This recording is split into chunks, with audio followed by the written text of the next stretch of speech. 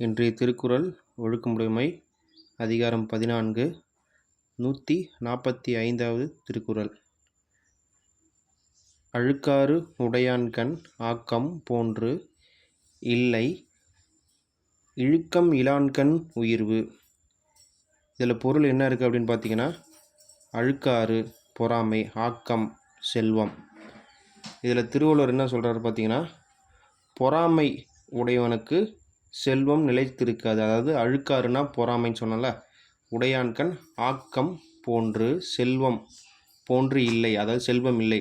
பொறாமை உடையவனுக்கு செல்வம் போன்று இல்லைன்னா செல்வம் அவனுக்கு இல்லை. ஒழுக்கம் இலான்கண் உயர்வு அப்படின்னா ஒழுக்கம் இல்லாதவனுக்கு உயர்வு இல்லை. பொறாமை உள்ளவனுக்கு எப்படி செல்வம் இல்லையோ அதே மாதிரி ஒழுக்கம் இல்லாதவனுக்கு உயர்வு இல்லை. ஓகேங்களா? இதில் உவமை அணி வந்திருக்கு, நோட் பண்ணிக்கங்க.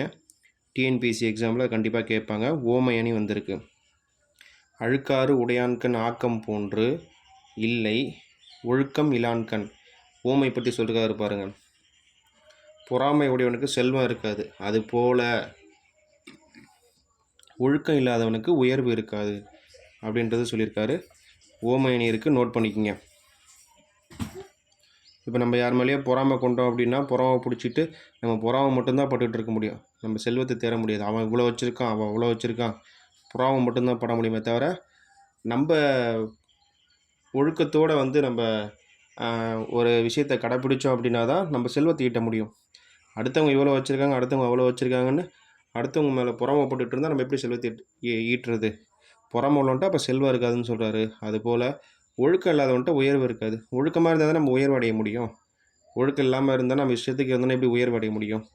அதனால் ஒழுக்கம் இல்லாதவனுக்கு உயர்வு இருக்காது அப்படின்னு சொல்கிறாரு. Okay friends, thank you.